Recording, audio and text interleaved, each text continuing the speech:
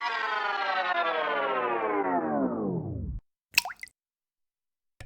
everybody, good morning. I almost muted my mic. Good morning and welcome back to Reaper Pro Tips. This is me, your host, Anne, and disembodied hands, Justin or John or whoever's manning the Reaper desk at this time. We really don't know. It could be somebody's dog. Which just gives mystery to the internet, right? And our current reality. We all define our realities. I choose to imagine, let's see, who's got the cutest dog? Man, that's a hard call though.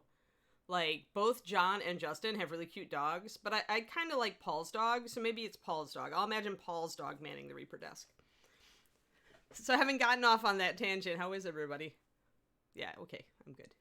Morning. It's morning. It is morning. My back decided to get twitchy at like 4 a.m.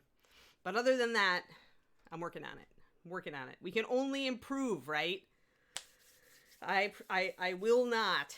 I will not give in. I will keep working on my back. Let's see here. Sphinxy's big. See, I keep wanting to use my awesome new holder that I got with my Reaper Virtual Expo kit. Like, I like this thing. It like hobby holder, I'm like all about it. Like, I don't even care about the bottle cap thing, which David says is genius. The fact that they chose a standard bottle cap size so that you can like swap out your minis. David believes this is absolute genius. And I think, okay, it's convenient, but I don't drink anything with bottle caps. Like, I don't drink soda anymore, and I don't drink bottled water because I wanted to cut down on my plastics. So essentially, I have no extra caps. But David believes this is genius. But what I like about this thing is that although it looks like when you look at it, you're like, oh, it's just plastic. But you pick it up, it actually has a nice weight to it. So I actually quite like this. I've got my Happy Blue tack on there. I was tacking my my halfling's head and cape onto there the other day, but it's a little bit like Sphinx might be able to fit. I suppose I could use it for the wings, but that's where the handle comes in a little bit. Whereas normally this is great to have this as a grip for stability.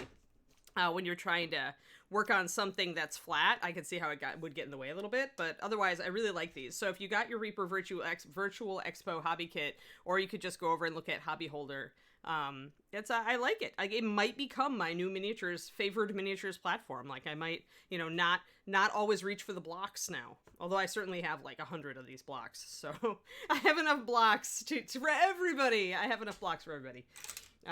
But yeah. So yeah, and Time Stitcher, thank you for the Prime resub, 16 months. That's impressive, especially since you have to remember to renew that sucker. Like, that's awesome. More of the RV. Well, you can get them. Just go to Hobby Holder, Nomad Zeke. I forget what what's the company again? I always forget. Like, I had it up on my thing.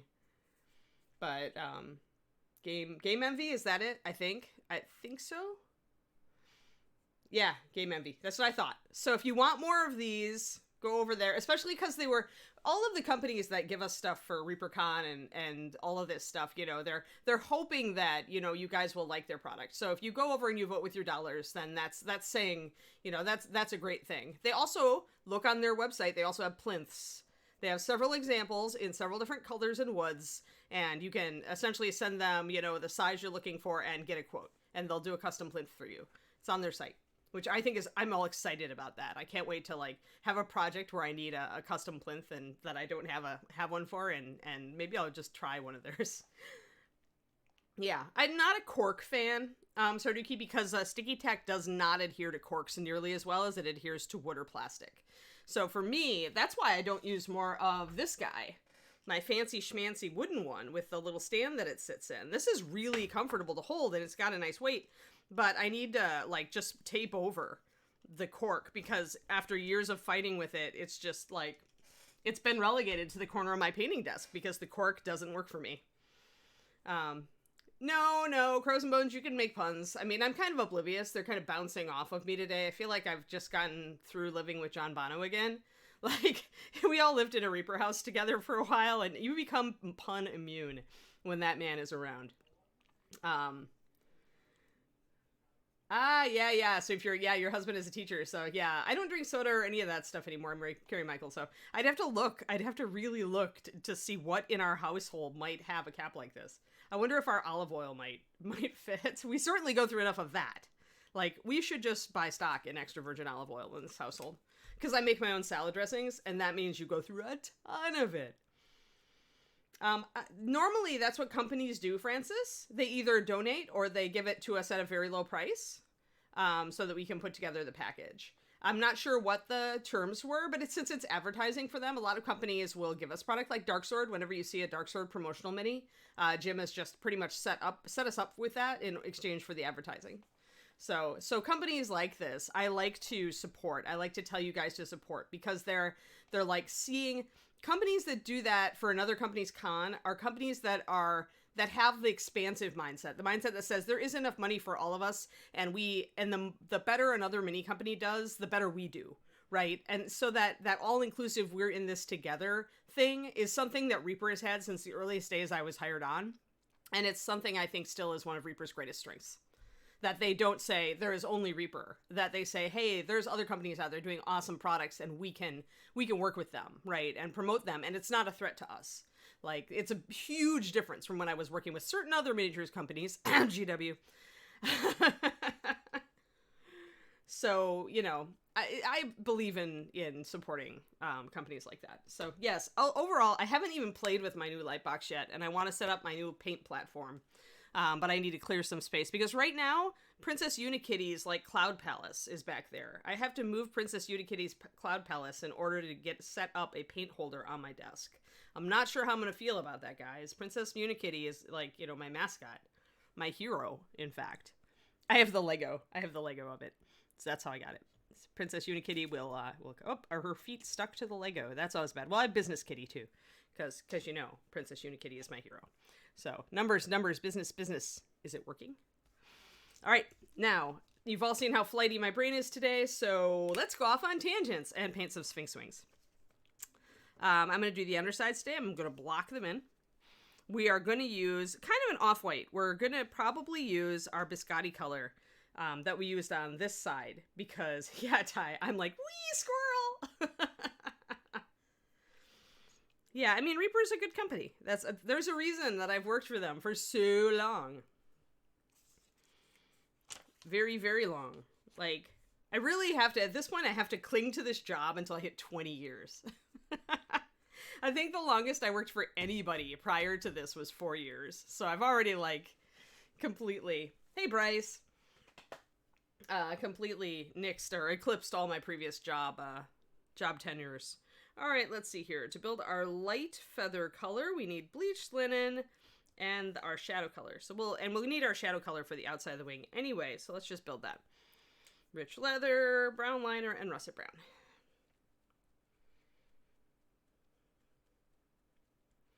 Right, exactly. I mean, competing companies even, Scale 75 and stuff are at Reaper, right? So it's like ReaperCon. So Reaper's just good that way. Reaper's good that way.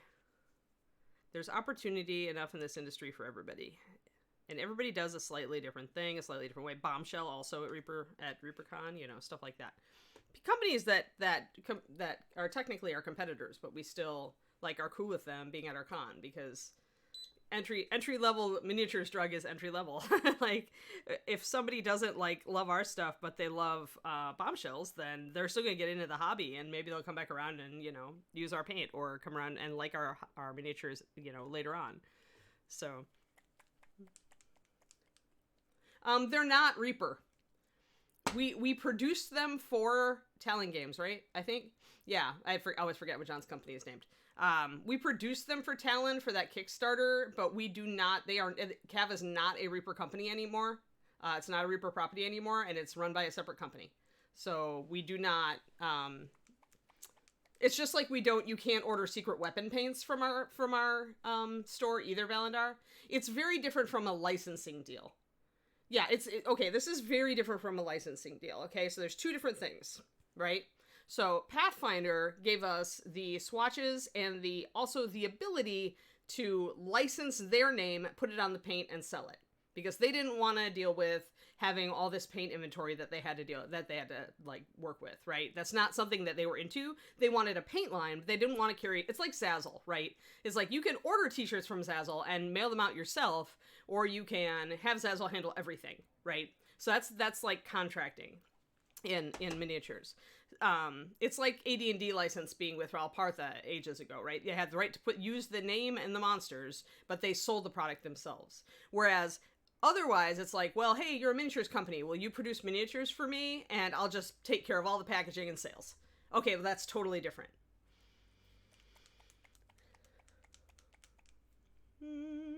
Let me see. Let's see. Same kind of base. Do they behave like Bones MSP?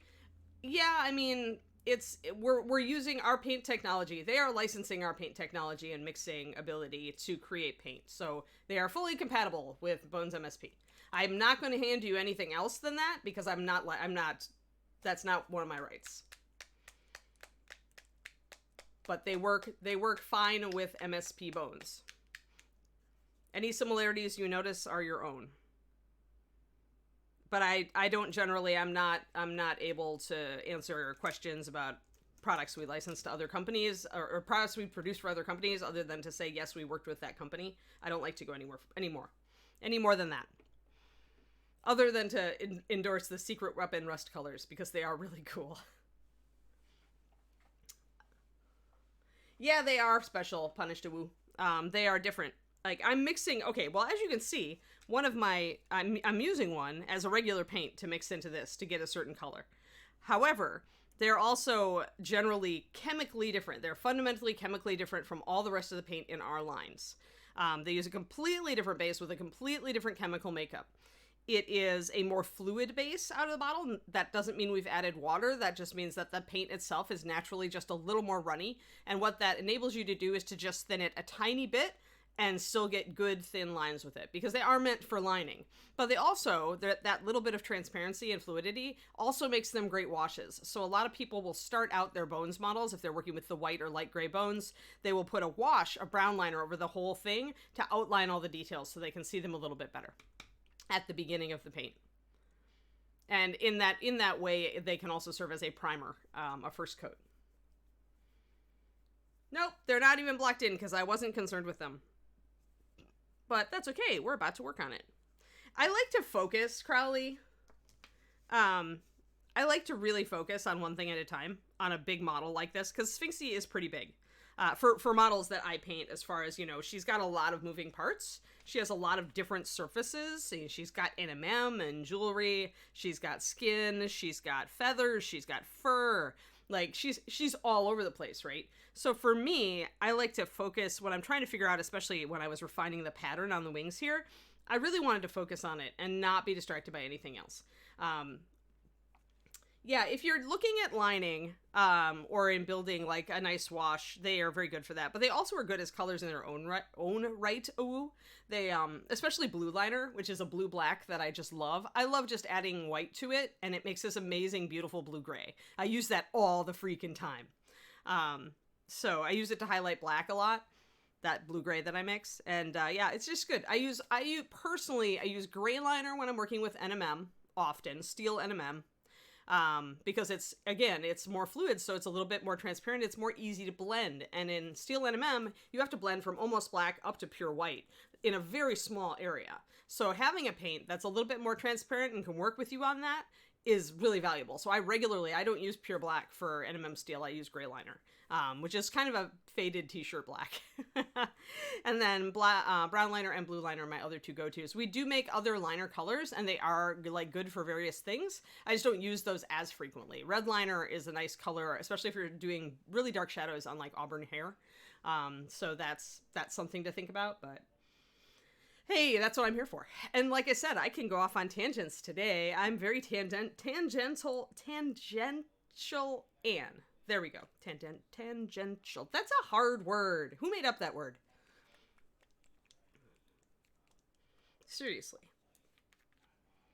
But yeah, I'm all over the board today. Like, I got like really good sleep for the first part of the night, and then my back decided to like get upset at 4 a.m. and I didn't get great sleep for the rest of the night, so my brain doesn't quite know where it is today. It's like, should I feel unsleeped or should I feel like awesome? I don't know. Blame Ron for that word. And yeah.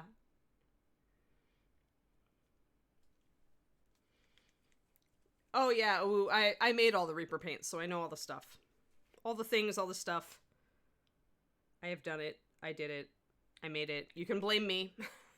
Except for the newest colors. You cannot blame me for those. Well, I guess you still can tangentially. In that I'm the one who created the original formulation, overall formulations for Master Series paint, so any new colors are still based on those formulations. So technically, yes, you still can blame me slightly. But I will gladly take the blame for anything in the paint line. I just, at this point, I have to say, I can't fix anything, because I'm in California and not Texas anymore.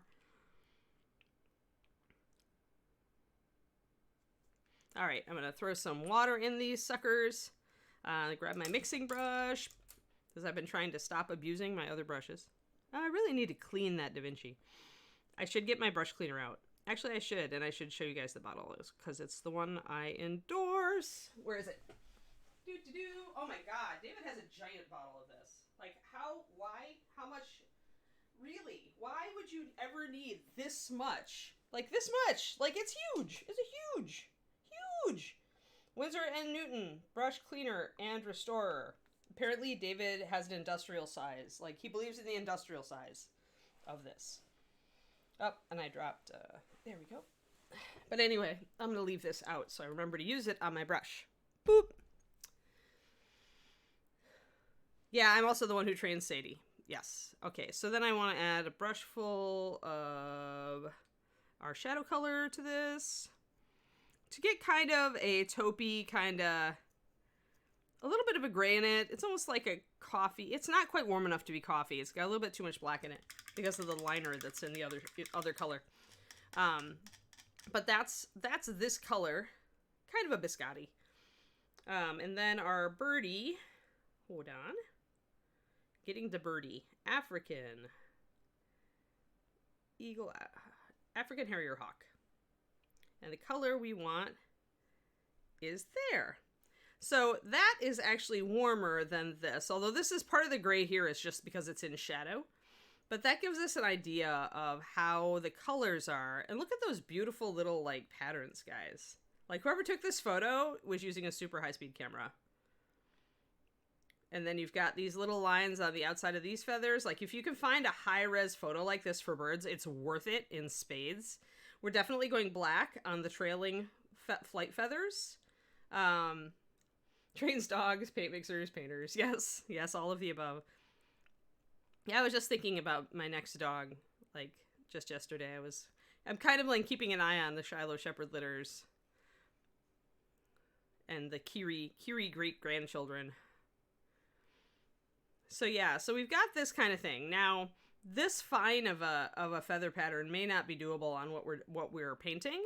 But we can use this as a springboard, right? We could choose to, instead of doing all those little striations, we could choose to do just little black tips on those feathers, which would actually be pretty, I think, pretty pleasing as far as like how it would look.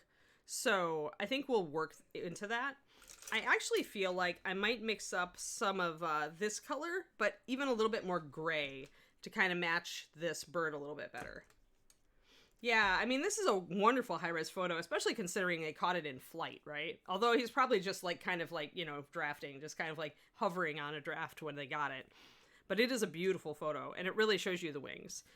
And you usually, I mean, usually you'll get, if you're looking for the underside of bird wings, you want to find one where the bird is like coming into land, and usually then you'll see the underside of the wings pretty clearly if they've caught the shot. But as I said, like, don't feel like you have to stick to something. I think I'm just going to do 1, 2, 3, 4, and 2 drops of brown liner instead of 1 drop on this. Or, I'm sorry, a drop of brown liner instead of a drop of our shadow color. Let's do that and see if we can shift it just a tad more gray. I'm going to put just a touch of rich leather in it this time. We're going heavy. Liner colors are heavy in black, like it, because you can tell, right? They're so dark. So when you add that black to anything that contains white, you're going to get a very gray color. And then by putting in the rich leather here, I've just warmed it up just a little bit, just like I warmed this up with more of that. So this is going to give us a lot grayer color. We probably need a little bit more rich leather. Although this is similar, we're almost there. I think we need another half drop. When I do a half drop, I just like kind of squeeze a little bit out the front and then just kind of press it up against the side of the palette. Just kind of scoop it up against the side. And that gives me an incremental, kind of a half drop is what I call it. All right, that's warmed it up. This is actually a lot like Wolf Gray, but I've built it using the pigments that we've used all along. So that should help it work a little bit better with these other colors. Excellent, excellent, excellent. All right. So let's see what we can do. Let's do some wet blending. Let's get maybe we can get a big brush out, right? This is wings. I'm using bleached linen. I like bleached linen a little bit better. It's a little less yellow here, Kuruniko. I really do like bleached. It's kind of halfway between. I do have linen white over here, but it's a lot more yellow. Like, here, let me show you the two, because these are probably my principal off-whites. See how the linen white on the left is very much more yellow, and the bleached linen is much more of a neutral. So, if you want that yellowish tone, then, you know, linen white. I actually talk about this, if you're on my Patreon, in the last, I talk about off-whites a bit in the last PDF that I did for $5 tier. It's a Dungeon Dwellers PDF, but I talk about Vampiric Mist, and in the midst of talking about that, I kind of touch on, like, why would you use an off-white? Why would you need one? Why not just use pure white? You know, or whatever. And since that was a great opening, my Patreon is patreon.com/paintingbig, and I promise I don't digress nearly as much. Actually, I don't. That's the bonus of the Patreon videos, is I don't digress. I do not go squirrel while I am filming those suckers. Hey, John Atticus. This is the wings for a Sphinx. This is the Reaper Sphinx, sculpted by Julie Guthrie, who we have in the chat today as green users. Yeah, she's pretty cool. She's a bones model, so she's one of our plastics. And let me get this out of here, and then you can see her a little better. And I was about to start on the underside of the wings, because we've mostly got the outside, the top side of the wings done. So now, and that's our item number, now it's time to, like, get the underside of these wings. So we're using,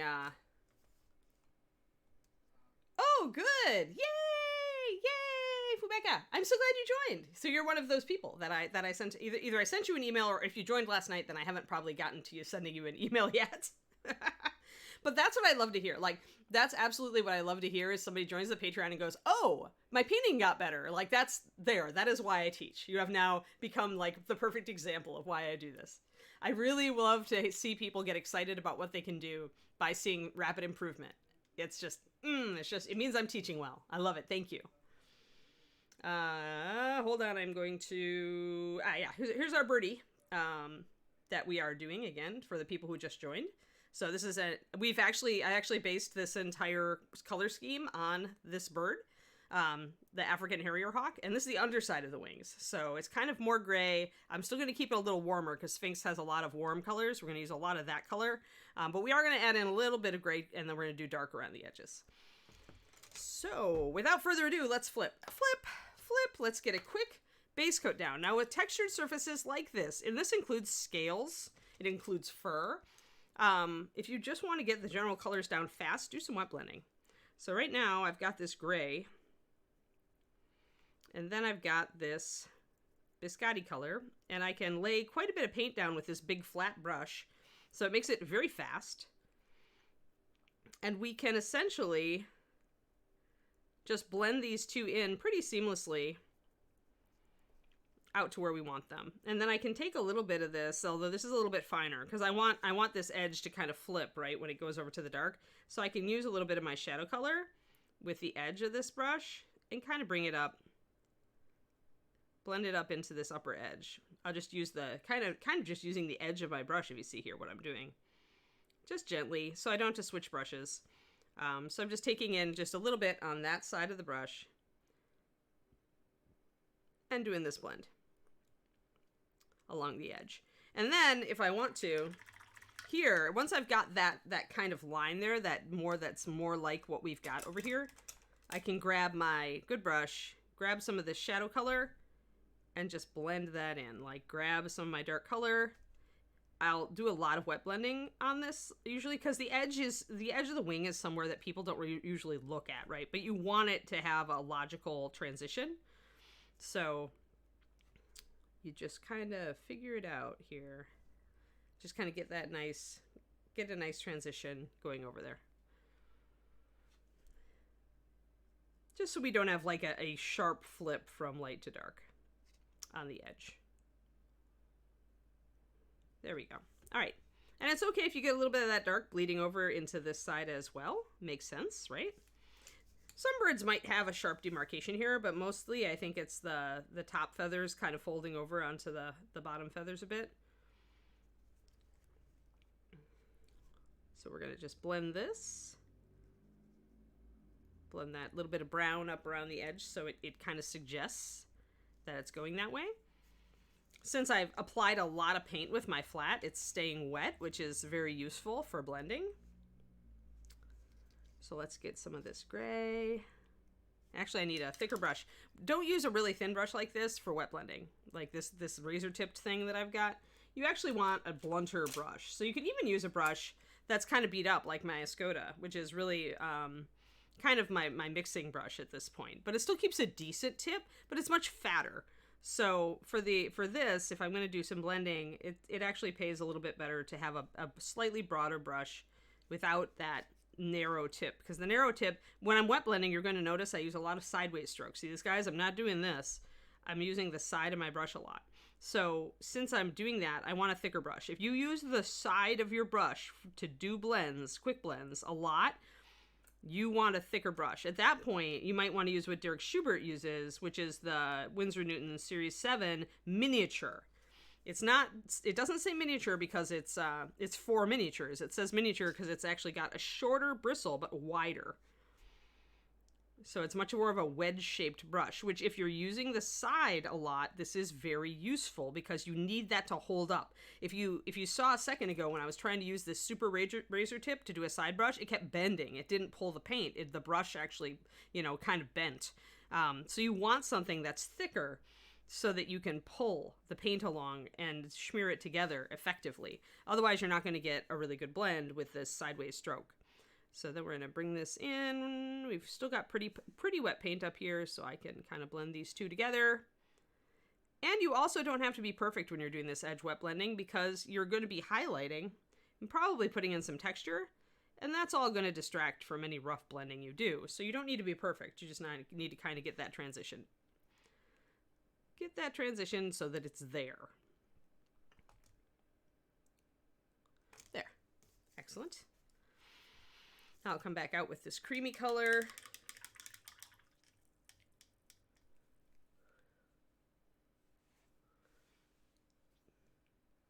Oh dear. All right, so let's actually I'm getting close to, remember this outer layer of feathers is going to be dark. So since I'm getting close to that, I'll use my Escoda again, which is still a big fat brush, but isn't quite as big and fat.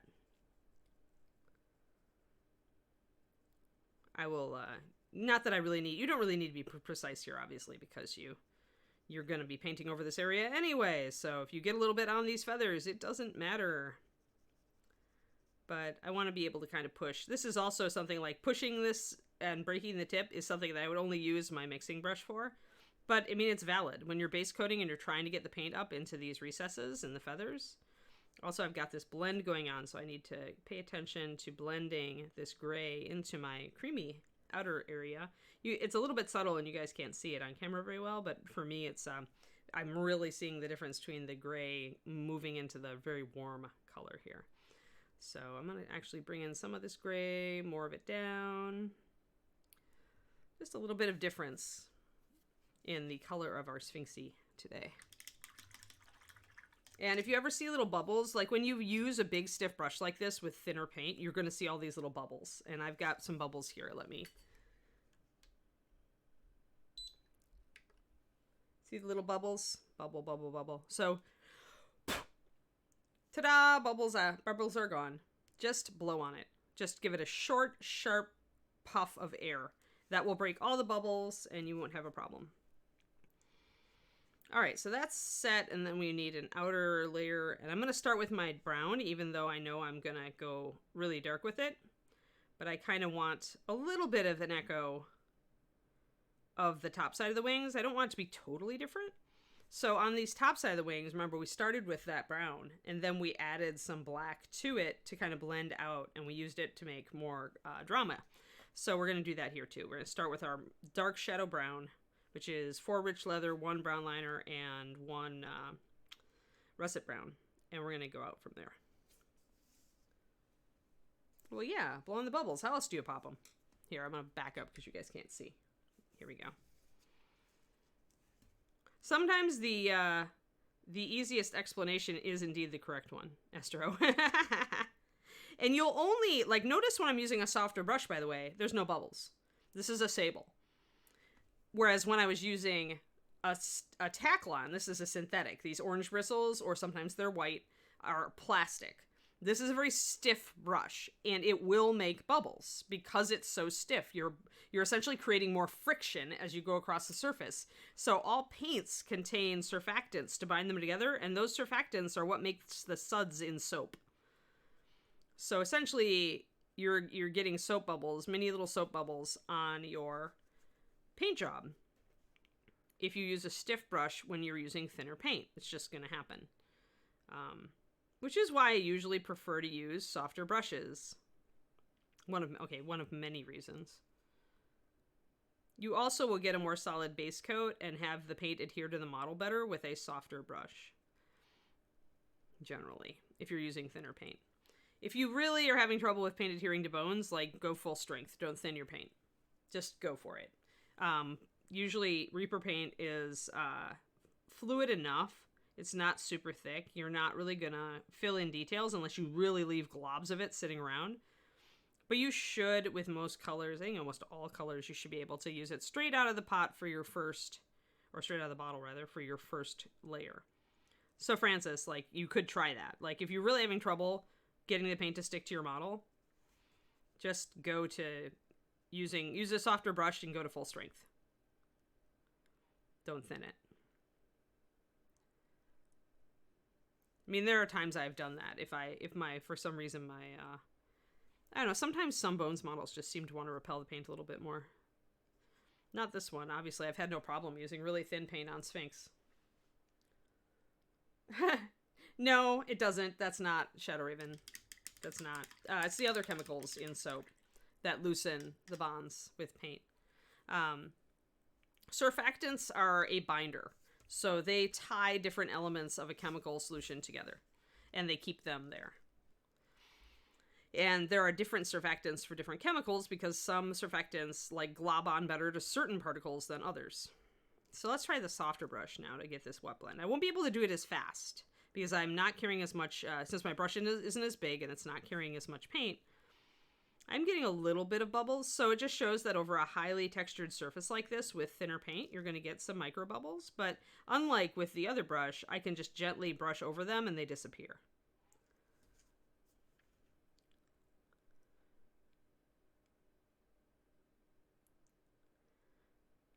But yeah, so different surfactants work best with different types of pigments and different resins, and so there's a whole range of chemical surfactants that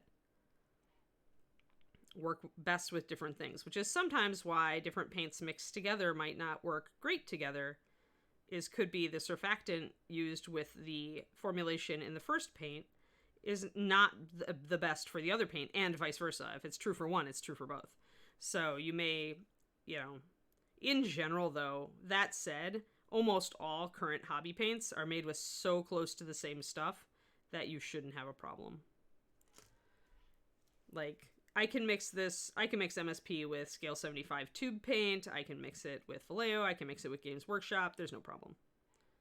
I believe that Luca over on Miniatures Den just is very much into that. Like, he always uses paint lines together. Like, he doesn't like to use a paint line necessarily straight. He believes they work best mixed. Everybody's got beliefs about painting. So your job is to try them all and then decide what works for you.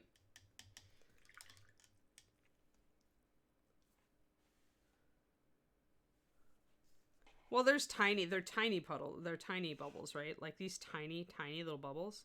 I can just stroke over them and they go away. See that, Francis?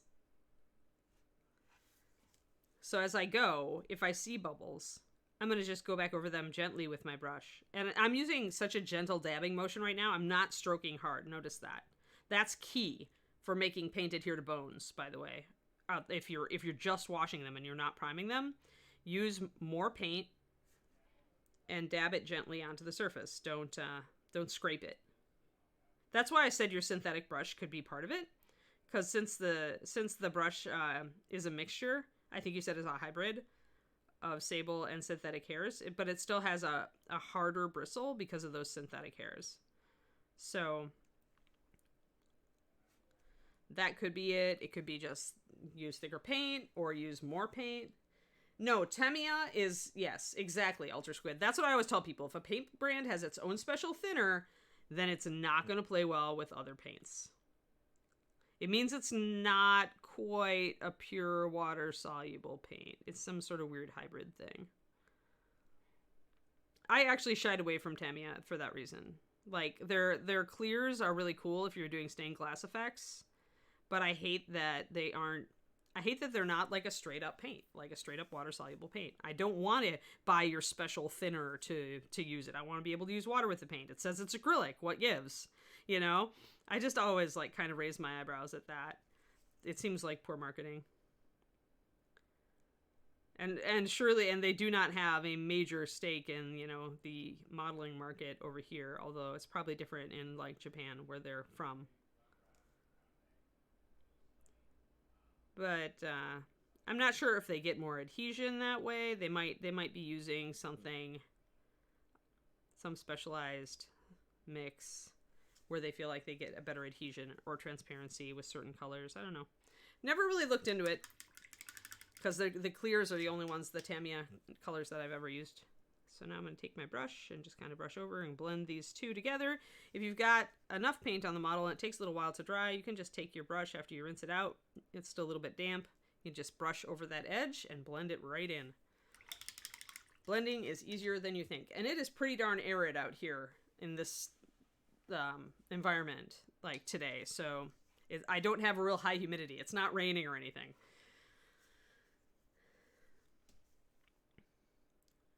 Very arid climates do present challenges in painting just because in general your paint will dry faster and you may have to put a little bit more on if you want to have some working time, and you may need to thin it a little bit more.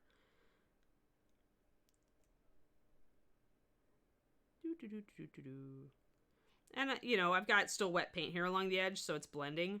It's blending effortlessly. I'll just go back in and touch it up. I just want to get this base on. There we go. Right up to there. We are getting our wings blocked in.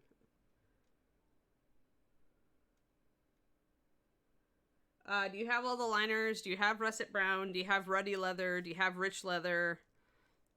Do you have pure white?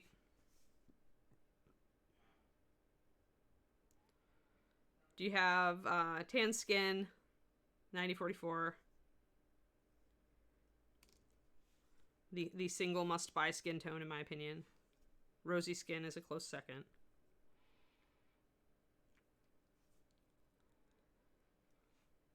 Dragon red is a good one. That's a good suggestion. We are squirrel. Oh no, we are squirrel. You are my distractor. Heraldic red is another one. 9402. Cyan blue, 9117. Pretty much go and look at all of the high coverage colors from my latest Patreon PDFs if you're on there, and just go for those. If you don't own them, get them. They include Naga green, 9413. Cyan blue, 9117.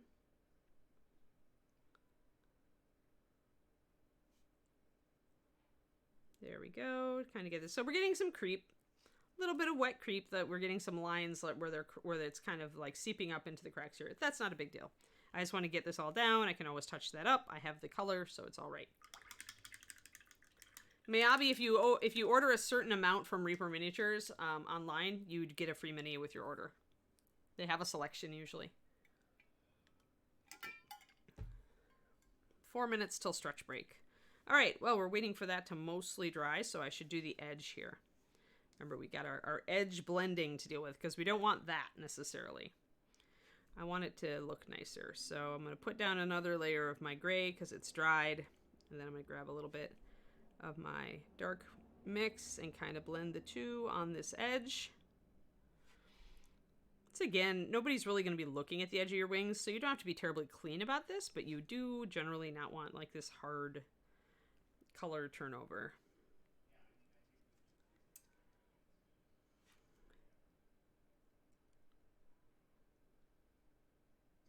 You want a little bit of a blend. And if you find that you've got a little bit more harsh of a blend, clean out your brush, and while it's still damp, come back and kind of dab the edge. And you can kind of blend it in there, stretch it out a little. There, that's much better. And it only took a second to do. Just little details like this, paying attention to little stuff. Painting, once you get your techniques down, increasing, you know, your ability to paint or the quality of your paint job is a lot of attention to detail. And not like bemoaning the fact that you have to paint details, but like actually like really enjoying the details on a model. Gonna get that edge here, blend it in a little bit more, and then we'll be able to start going in and shading and highlighting some stuff. And back off on that brown coming in just a little bit till I like it. So I can compare my two wings and say, all right, we're good. So I've got a little bit more gray on this one than I do on that one.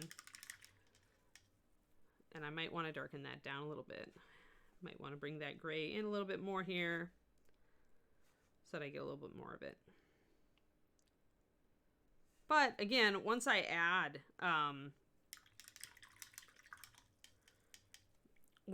like dark markings on these wings, the actual blends of the colors are going to get a lot less evident because freehand will always distract the eye from what's underneath it. So even if you have a not perfect blend, like putting freehand over it is going to make your blending look so much better just because you're distracting everybody with your awesome freehand. It's a trick. It's a trick that has been used to great effect in many competition pieces over the years. A good judge will spot it, but, you know, we're probably not going to, like, if your blending isn't perfect, that isn't normally, like, something we'd totally ding you on unless you've really phoned it in.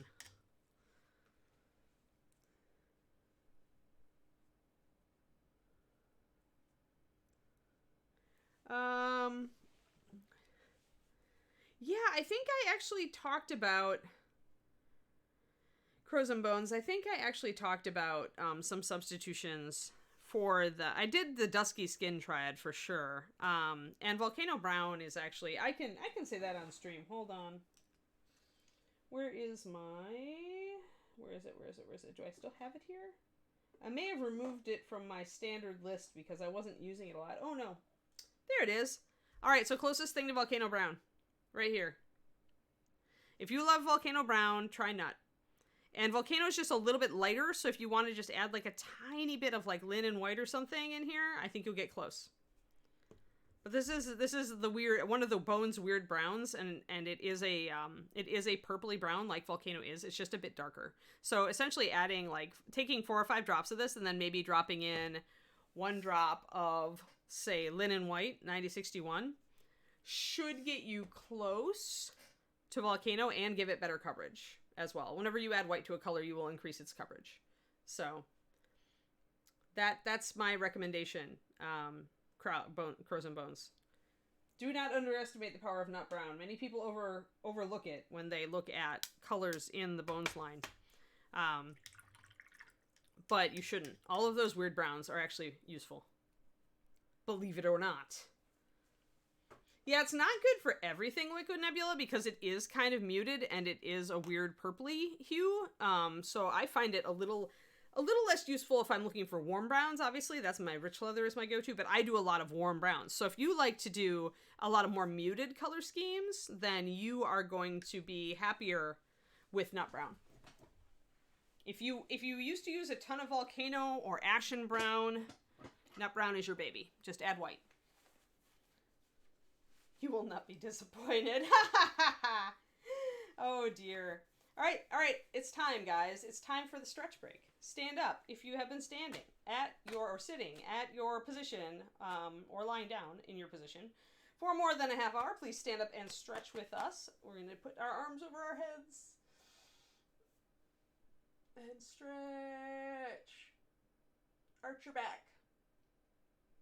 Arch your back and kind of lean backwards a little bit because it's the opposite of what you've been doing sitting at your desk probably. Open up your shoulders. I tend to lean back into punches.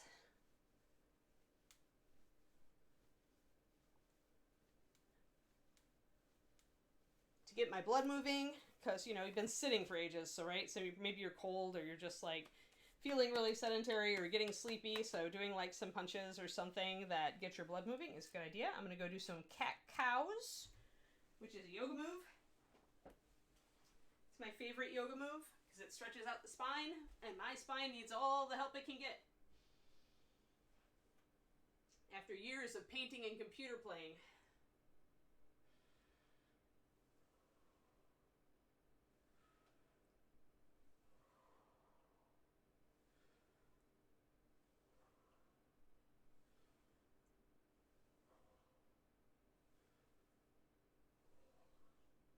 So just get up and do whatever stretches make sense for you.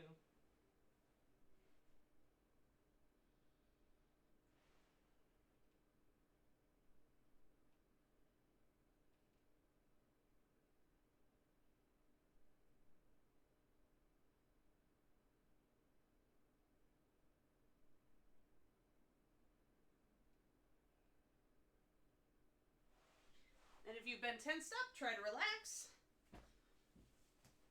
Probably the first key to victory is like learning to kind of like feel your body and where your tension is so that you can work on those parts.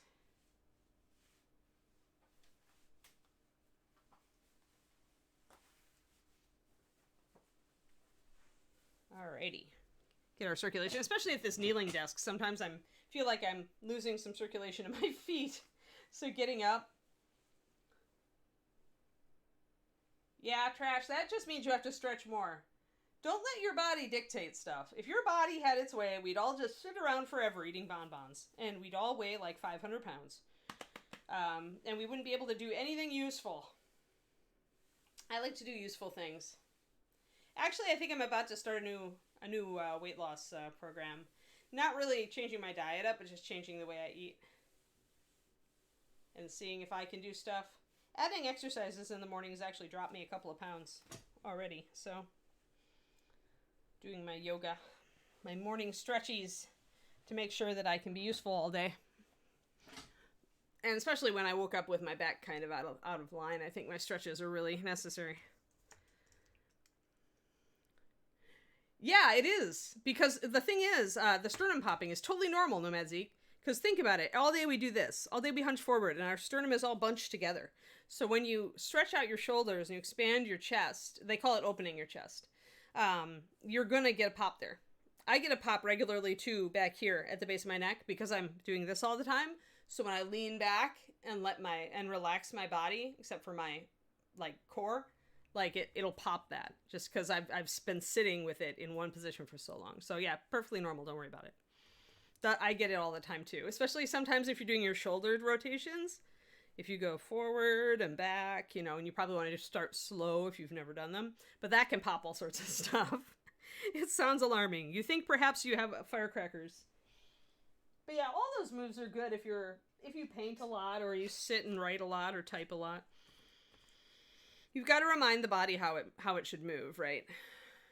Because we don't. We just sit here. We sit here in the box, right here, going, typing on our computers, playing with our mouse, painting our miniatures. And we get a lot of stiffness in our shoulders and our necks and our lower backs. All right, let's see here. We are going to go darker with these now. Let's get some black. Because, and this is one of the times I will actually use pure black. Like, you guys know I'm not a big fan normally, but Sphinxie has pure black in her hair highlighted with blue.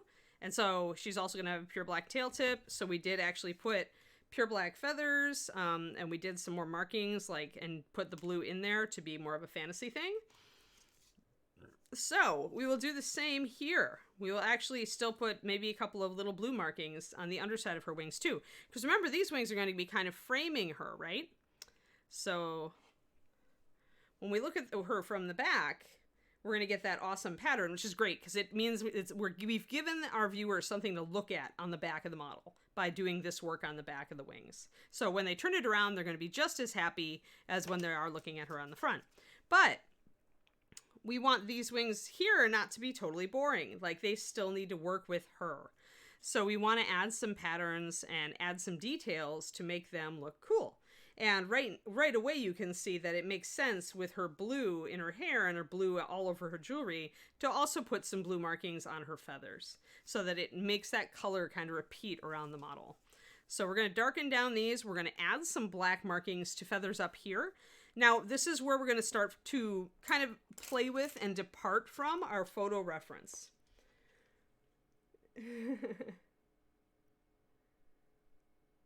Yeah, I mean, my favorite is Driftwood Brown, Trash.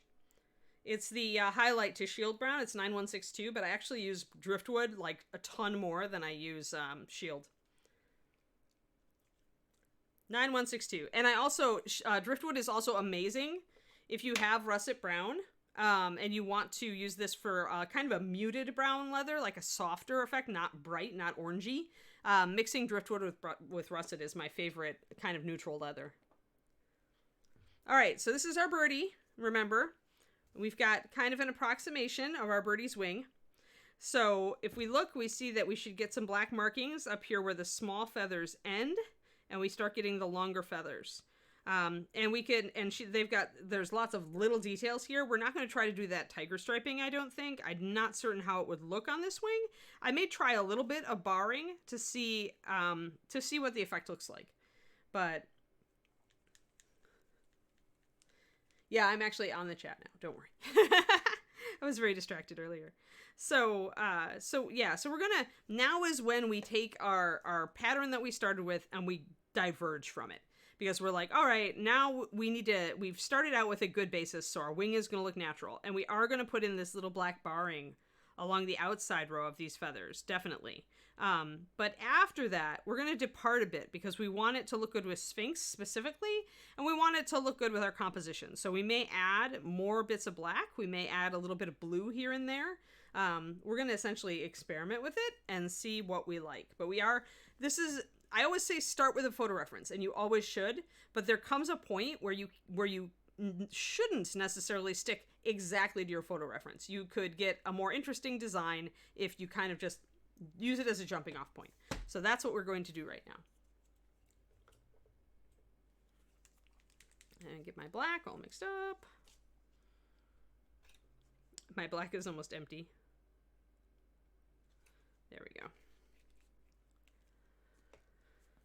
And I'll need to get out my cyan blue as well. Yo, rascal, sup? I'm gonna thin it 2:1, like I always do.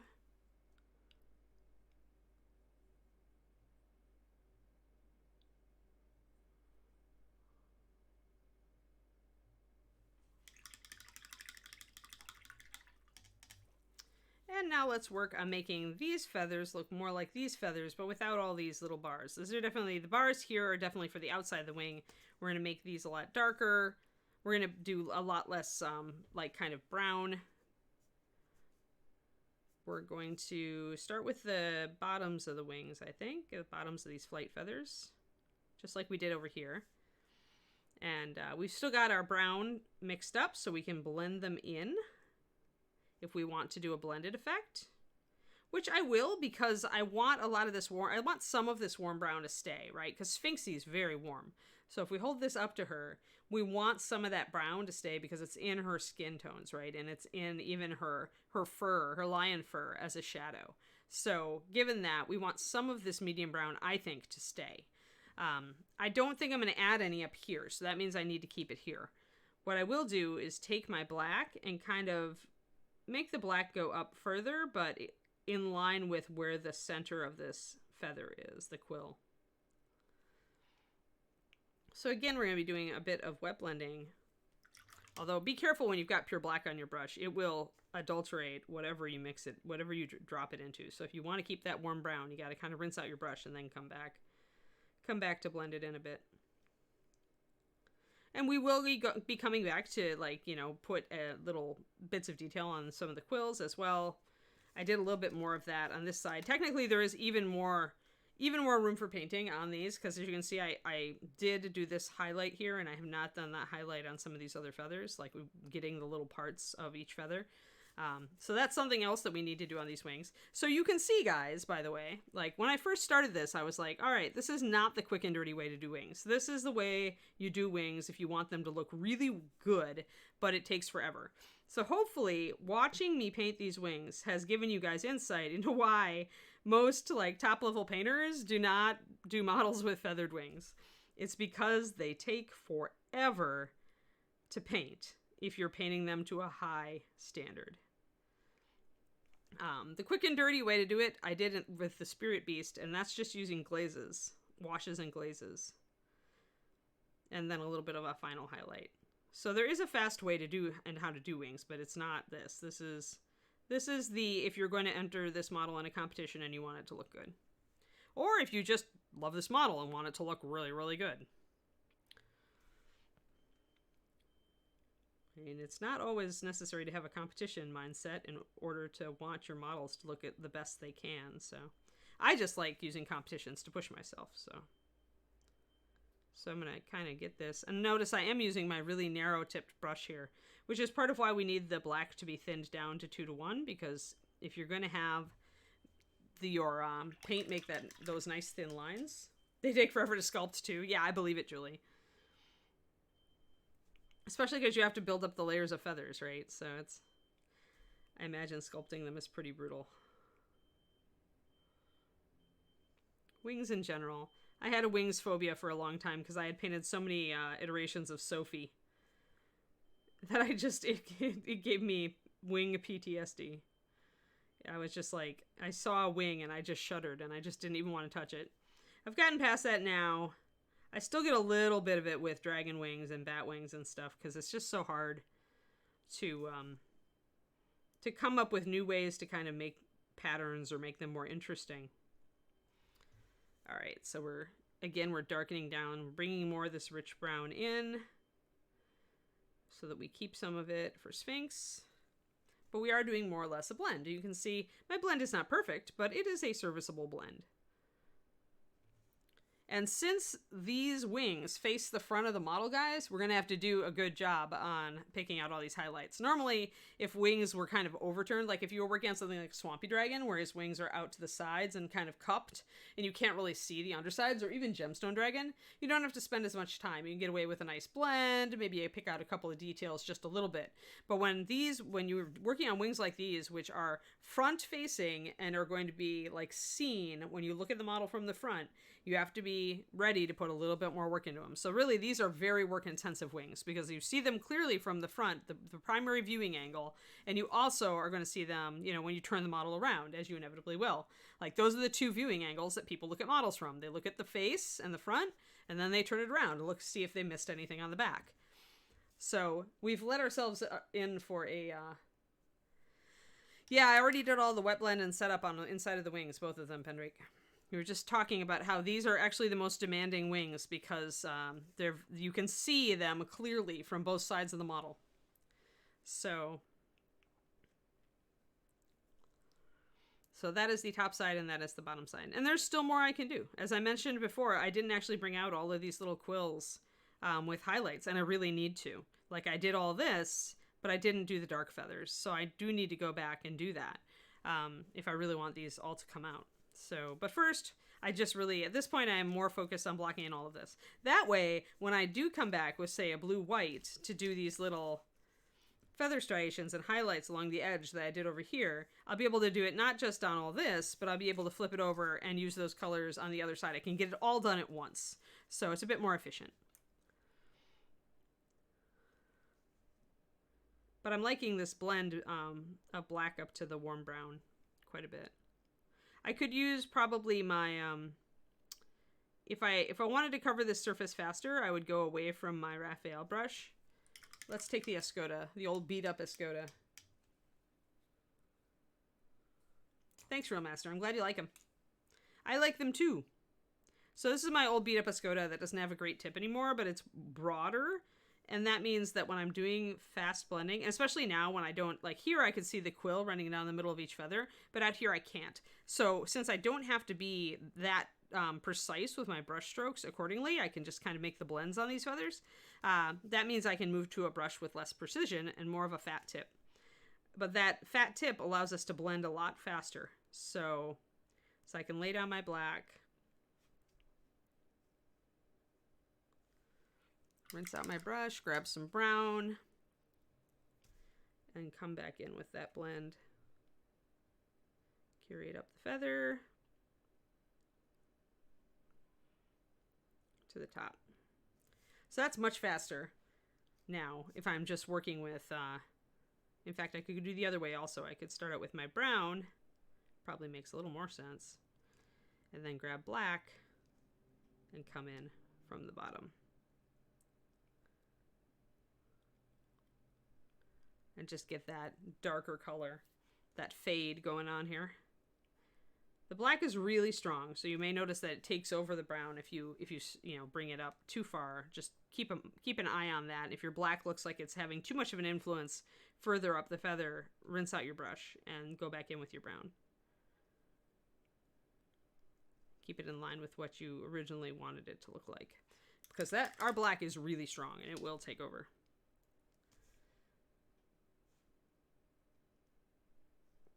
There we go, some nice blends. And that was much faster.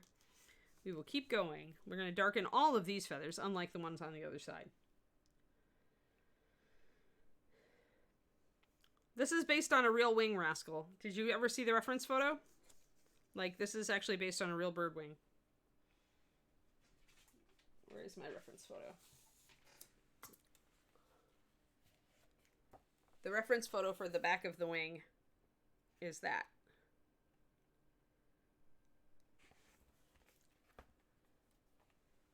So, it wasn't me. I didn't come up with it. Nature came up with it. Yeah, it pays to look for good photo references when you're going to paint bird wings. Look around at a whole bunch of, like, big birds of prey and find some cool patterns and run with those when you're doing stuff like this. The best results when you are painting anything that looks vaguely naturalistic or like it might be in the real world, like bird wings, are gained by doing a little bit of photo research and finding a natural pattern to start from. That's how you get really good wings. Instead of just trying to use your imagination, bird wings are a lot more interesting than you think they are. If you just try to go from your imagination, you're going to miss some of those great details that make the wings look real. So, always start with a photo reference. This is especially true of creatures with patterns like tigers and leopards. If you have a griffin and you think you're going to paint it like a tiger, you'd best look up some tiger pictures to see how tiger stripes actually look and the pattern that they're in. Same with leopard spots, which are different from jaguar spots, which are different from cheetah spots.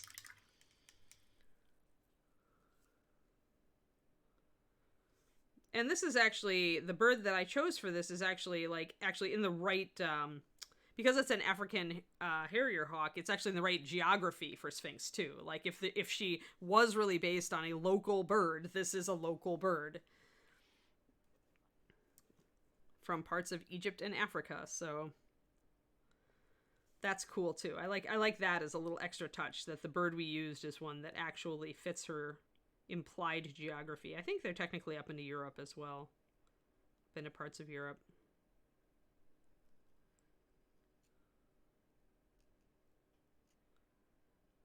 So we're just going to add some little black edges to all of these brown feathers. And then we'll think about where we want to add some blue. Gurgi, long time no see.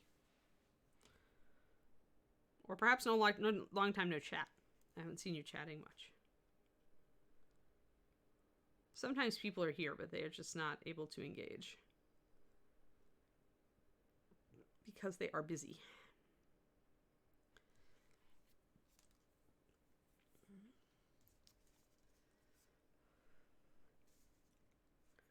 All right, so that's looking, I actually really like that. That's looking pretty sharp, guys. Look at how just a little bit.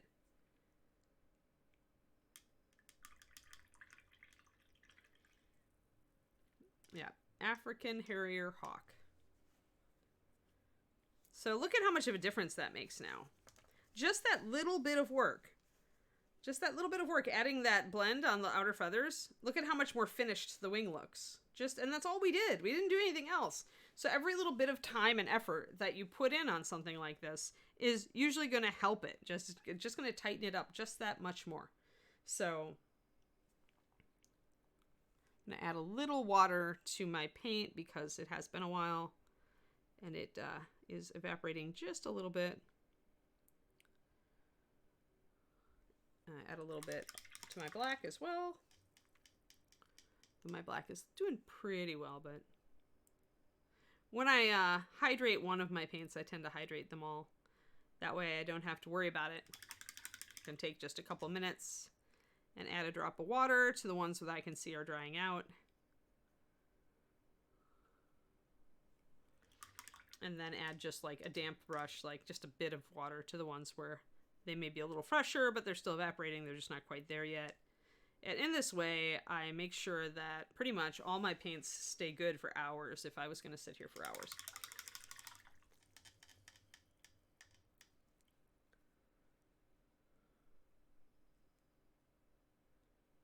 Oh, I mean, the Nefsakar are Egyptian, but I don't know where they are in the world of Adon, as Ron has conceptualized it.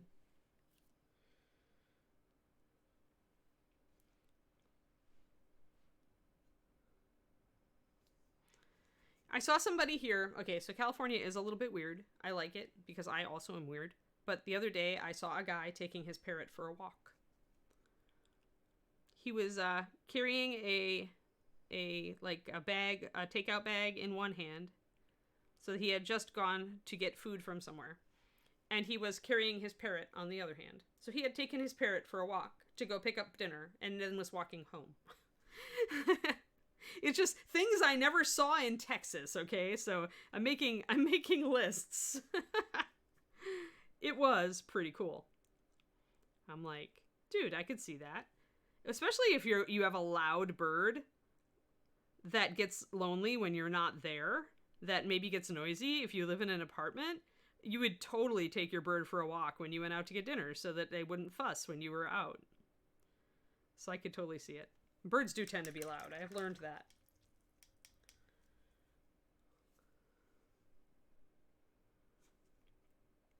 I've never owned a bird, but when I was in college, I worked for a pet store, a locally owned pet store, and they had conures and parrots and parakeets and cockatiels and all sorts. And so I learned a bit about bird care from my fellow enthusiasts. They are neat. They are not the pet for me, but they are neat. It's pretty cool. It's cool how social they can get and how attached to people they can get. I guess it makes sense since they flock. That guy was a pirate. Possibly. It was a big parrot. No, I think he probably had a lonely bird and he just figured he would bring it with him. Makes a lot of sense. But again, that's nothing I would ever see in Texas.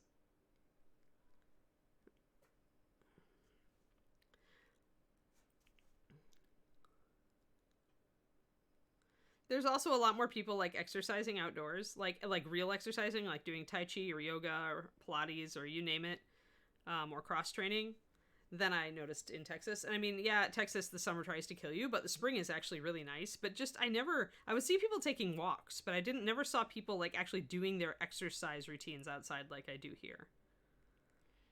And of course, there's a very strong Asian community here. And so I see a lot of people out doing like Tai Chi in the parks.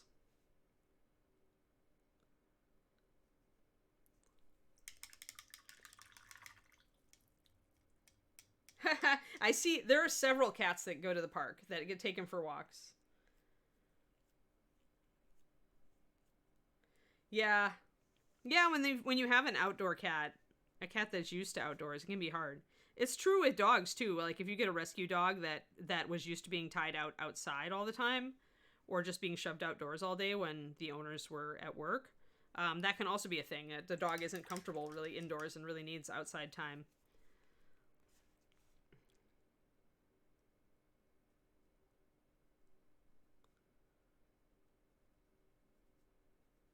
And we're once again doing some blending. And since I thinned my paint, it's even easier. Since we have a base coat down already, we really don't need to work with thick paint on this second coat. So we can thin it, and thinning the paint actually makes it a little bit easier to blend. It flows together and self-levels a little bit better. So paint physics mean that thinner paint blends. Oh yeah, I could see a parrot removing letter keys. He probably thought it was fun. It's like opening nuts, right? And seeds. Yeah, yeah.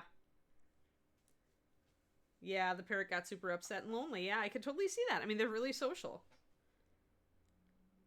Yeah, they can, and they have long lives. Yeah, it's kind of, all those things lead me to not do parrot. Um, Curious and easily amused. Yep. Very interesting pets for somebody who really wants interactive pet. But isn't into, maybe they have allergies to furry animals, but they want a smart pet that is very social, if they're willing to invest the time and commit to a long-lived animal, a potentially long-lived animal. I think that's where a lot of people like we'd get these like college kids who thought they wanted a parrot for a pet, and it's just like, you do realize this thing is probably going to be still alive in your old age, right? And they were like, what? It's like responsible pet ownership.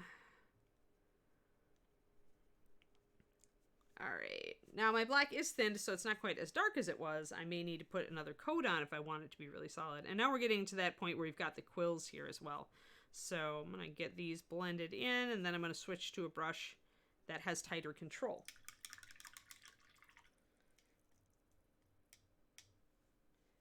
Oh yeah, because they're smart, Kuroniko. Yeah, I love birds too. I love watching wild birds. Like when I go outside for my walk, that's one of my great pleasures, is to look at all the birds.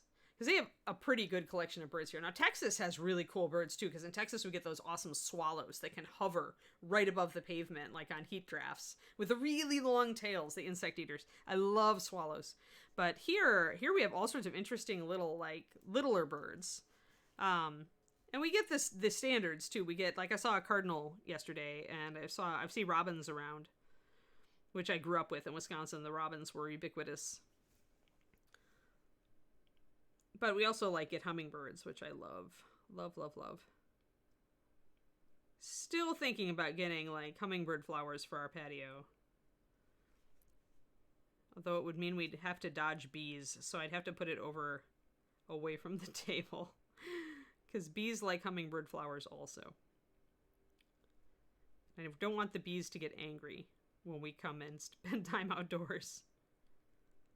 Alright, so essentially I'm painting right up against this central quill in the feather, just to make it come out a little bit. This one got a little bit painted over, so I'm probably going to bring it out with a bit of a highlight. The other one here is pretty good.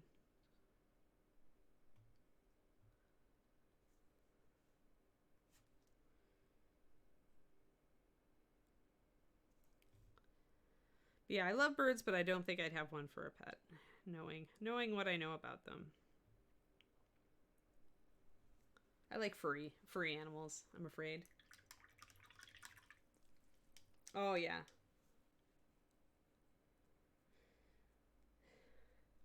Oh, yeah, I love the hawks and owls. I never see owls, but in Texas I saw a peregrine a couple of times.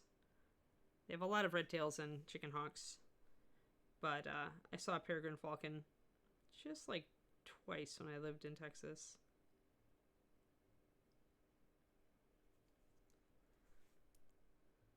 I do like the birds of prey. That's why I went looking. That's why I have that book on birds of prey that I got this picture from. There we go. So bringing in those quills a bit. So now our wings are looking more in line with each other.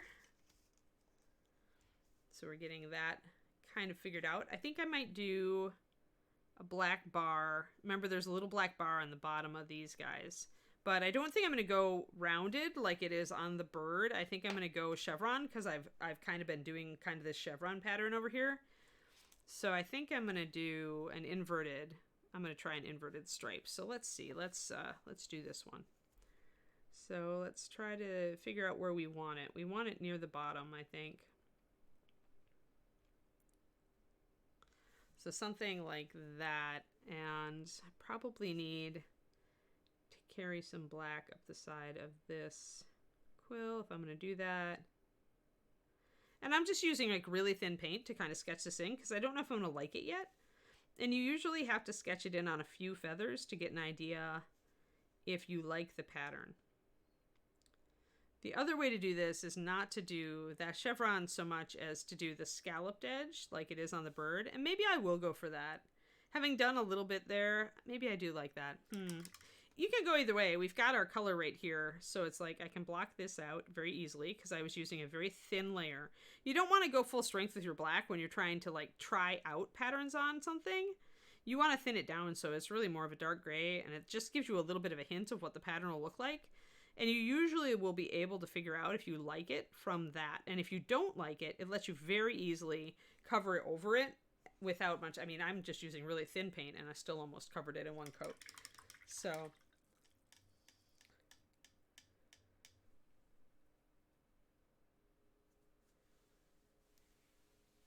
yeah, those the chimeras.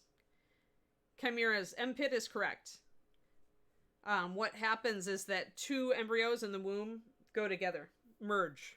Pendrake, you did the what? But it's called chimeras. They're called chimeras, and it can be a male male, female female, or male female. Most male female merges are sterile. We actually there was actually incidents of it in my breed, Shiloh Shepherds. We have a chimera in our breed.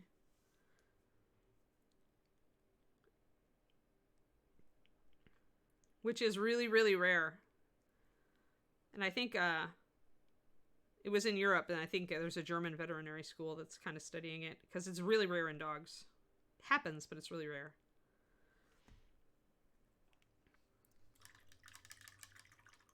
Yeah, and if you look up chimera animals, just like the animal, you know, the monster we're all used to, right?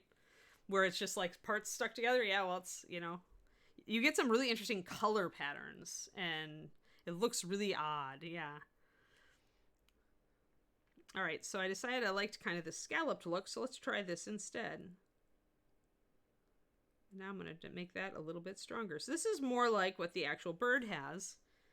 And it's like that. So let's try to duplicate that. And again, I'm using really thin black. And I'm extrapolating a little bit. It's not quite this strong or this, like, far up the feather, I believe. It's not quite this broad in the actual bird.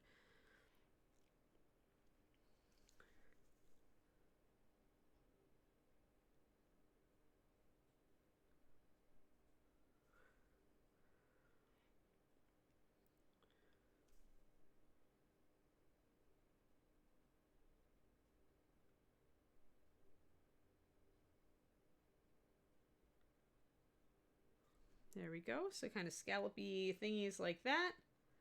Yeah, not as rare as that. Although those are pretty common. I think Julie sculpted one and it got mass produced. So I'd say that chimera, you know, the traditional mythological chimera is alive and well in today's miniatures population anyway.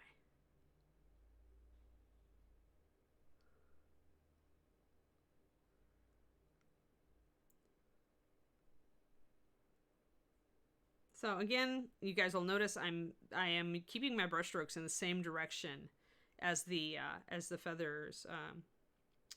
Gosh, I can't remember what we call the edges of the feathers. I need to look up feather anatomy. Oh, but it looks very natural, right? Because that's more like what the real bird has. What I will do though is, since I'm keeping the outer edges here light, I'm actually going to come in and make a black shadow up against these edges over the brown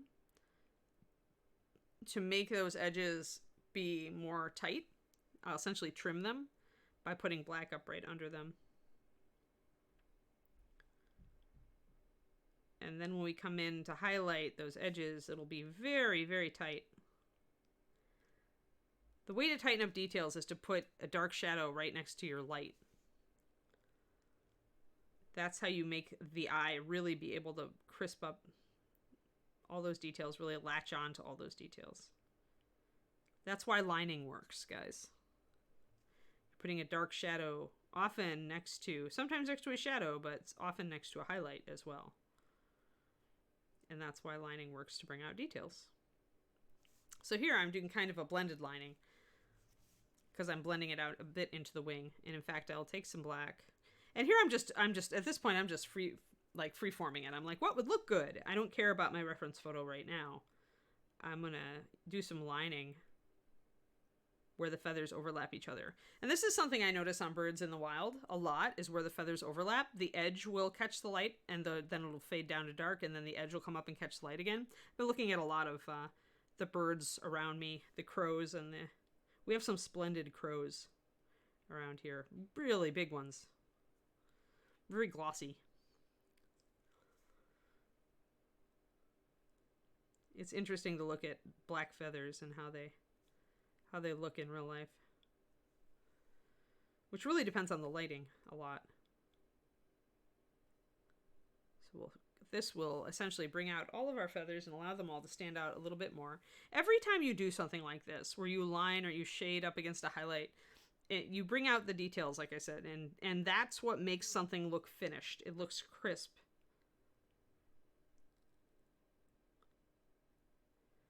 Our brains love to latch on to details, so the more we can give them, the more our brain is going to be happy looking at what we do.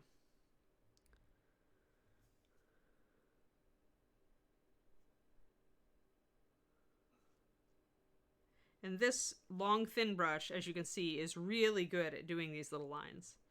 It enables me to be very precise. I can just press it up against the edge of the feather that's overlapping and get a nice thin line. Bring in some of my black where I missed it. So what we'll do is essentially we will block in all of our black markings, and then we'll ask ourselves where we can do the blue. Where we can bring the blue in. That's a part of the Sphinx's pattern. Crowsplosion. Quickie.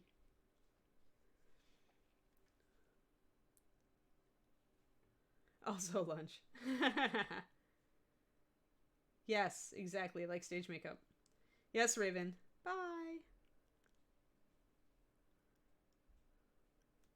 Well, they sometimes look iridescent even to us, right? With when you get some of that, some of them have that like green, blue, purple fade going on. Oh, speaking of guys, yesterday I went to the grocery store and I parked next to a car that was done in color shift paint. And of course I had to take pictures because if you have a photo reference, you can reproduce that effect on something, right? Like miniature. Here, let me show you. Oh, there we go. Color shift. That was the car next to me. Wouldn't that be cool to try to paint? Like, you're all like, yeah, we just airbrush it with color shift paint. And I'm like, no, let's paint it for reals. Non-iridescent, iridescent. Let's go. I sent David a picture. Because it was so pretty. It was a silver car with color shift over the top. Alright, so we've got that pretty good lining, but my darks aren't that dark. Yeah, isn't it? I mean, they're really, apparently color shift is really expensive to get on your car, but it looked really cool. I always thought they'd look kind of cheesy, but that one looked pretty cool because it was over the silver. You didn't notice it right away. You kind of looked up and you were like, and then you were like, oh! Because you couldn't see it at all on the part of the car that was facing away from the light. You just saw a silver car. It was funny. Oh, there's another quill right there. I missed it. Going down the center of the feathers. Or I should say, maybe this is the shaft and these are the quills. Yeah, I need to look up bird feather anatomy. Pretty sure that's it.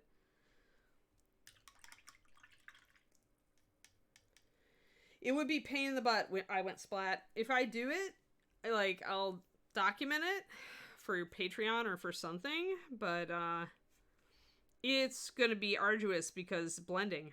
You're going to need to blend. And you're going to need to blend pretty fast in very small areas to get that color shift effect. I mean, it's certainly doable. I mean, it acts according to, like, certain rules of physics. You need to know where your light direction is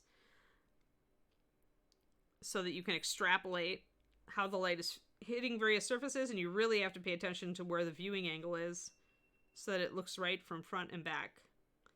It'd be fun to do on something like an Eldar jet bike. Like, it'd take forever, but it would be fun.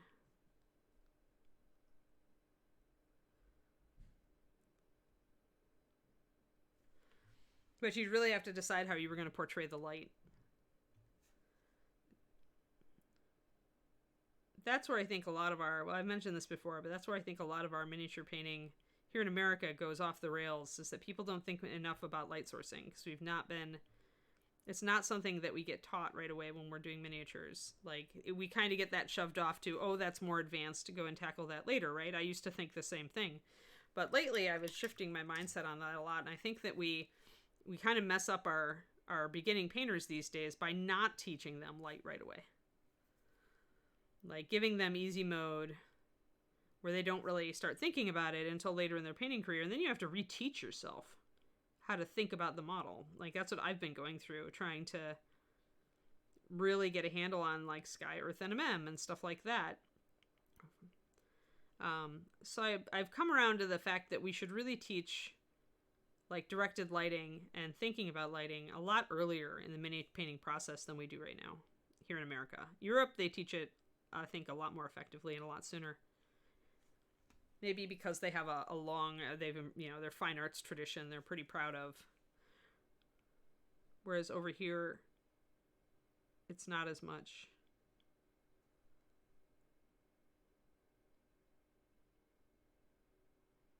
All right, I'm just accentuating those quills with lighter colors to bring out, again, bringing out little details, right? So that people looking at the model have something to look at when they look out here.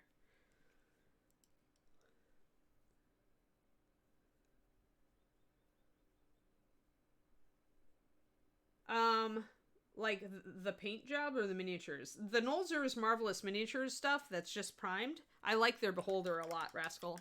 Some of their models I think are very high quality, but it really depends on the sculpt. And one thing I will say is that Beholder is a pain to get the mold lines off of. Like, really, you have to, like, prep it and then reprime it. And the material is not the best to work with on that, but like any plastic, it's just like any plastic in that manner, except for styrene. Styrene is usually a lot easier, but it's not styrene, so. But it also matters what you mean by quality. Like, quality of the sculpt and quality of the paint job and quality of the material and the casting, those are all different.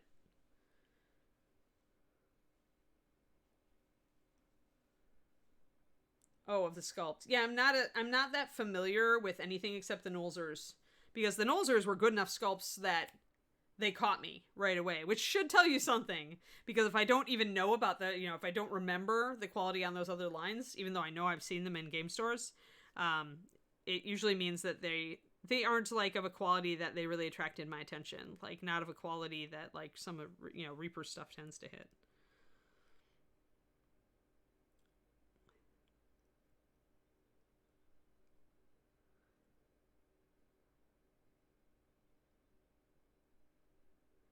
Keep in mind that Reaper uses very high quality sculptors who have a lot of experience in the industry, and WizKids may be outsourcing their sculpts. I'm not sure.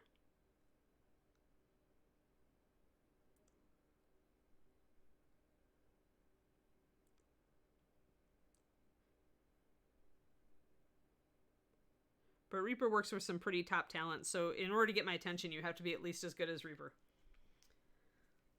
And I don't know. The Nolzur stuff, like I said, there are some really good sculpts in those lines, in that line. But the other stuff, I haven't heard great things about WizKids, ever. But I have not looked into it myself. But what really matters, Rascal, is, like, what do you think of it? If you thought it was cool enough to buy, Don't let somebody else's opinion get in the way of that. Just paint it. And maybe when you paint it, you're going to come up with things where you're like, ooh, I wish they'd done this differently, right? Maybe there'll be a moment where you're like, okay, this isn't ideal. But that's part of your learning process with miniatures. And you shouldn't let somebody else's opinion, like mine, get in the way. If you think a sculpt is cool, just paint it. Just because I don't think the sculpt is cool, just because my tastes are different from yours, doesn't mean that your tastes are invalid. Like, all that matters is whether you have fun with this hobby. That's it. Yeah, that's a bummer, Rascal. Yeah, I haven't looked at the Nolzur's character models. I will. Okay, so I'll agree with Koovs there that the Nolzur's monsters are good. Like the Owlbear is really good, and the Beholder is really good. Those are really good. So what I'm doing here now, guys, is I've mixed a little bit of my black in with my gray color. Remember the gray color we started on the top of the wing with? And I've created this very thin down dark gray. And I'm using that to try to shade and bring these feathers out now. Because these are still pretty big. When I start getting up here, I'm going to start more accentuating the rows of feathers. Not as much each individual feather. But when they're really big like this, I feel pretty comfortable adding in a little bit of shading to make them stand out.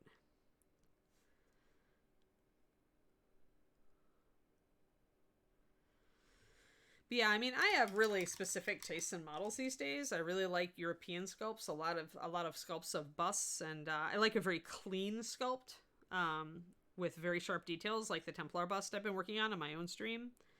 You know, I have definite, like, you know, like there's definitely things that I think are cool that other painters don't think are as cool, right? So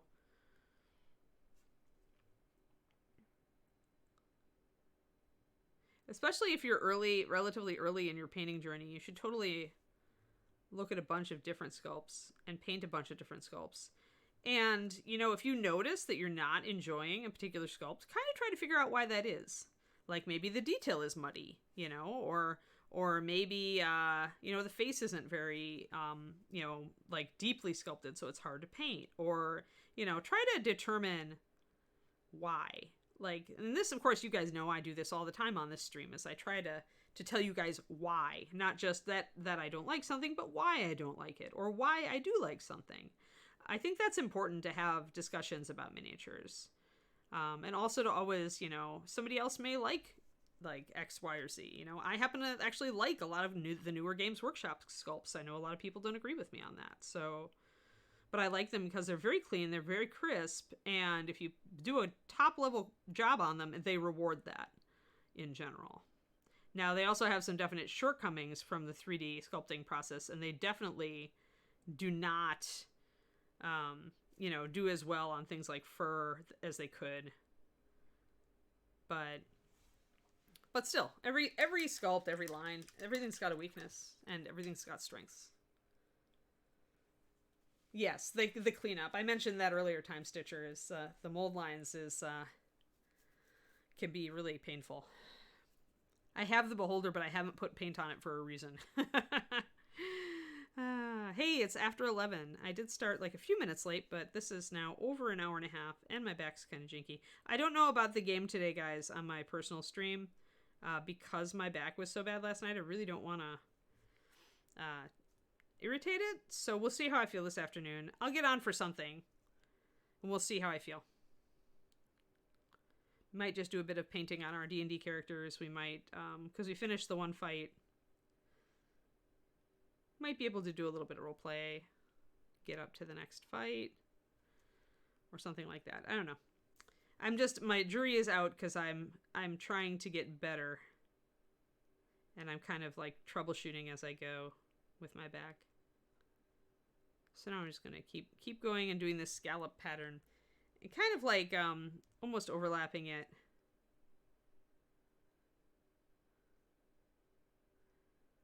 And trying to determine if doing some darker shadows is helping it or hindering it.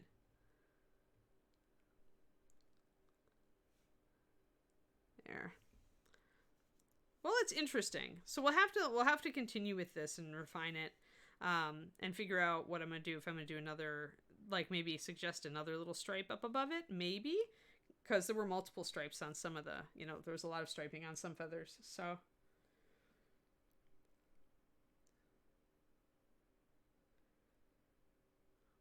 yeah, a lot of their newer sculpts are, the new monster sculpts are really fabulous.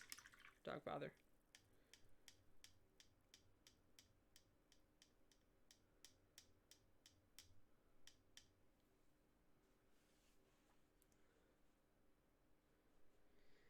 Yeah, if they're really annoying places, I just take green stuff and green over them, Francis, because I could do it faster than trying to finagle a really horrible mold line. When you get good enough with green, you can totally do that. You're just like, you know what, screw this. I'm just going to green over it, because trying to file that smooth or trying to get at it, especially if it's in a divot where you just really can't get at it well with a file, I'll just fill it with green. Just sculpt over it with green stuff. All right, Reaper. I think today we have done a lot of work on the underside of the wings. We are actually getting them to a point where, they're starting to look sharper. Let's put them on. They don't stick very well when I tilt her backwards, but let's see if I can get them to stick this way, and then I can kind of support them. All right. So, I might just have to hold them. So that's looking cool, actually. See how that dark brown lines up with her torso? Like, I think that's going to look pretty cool.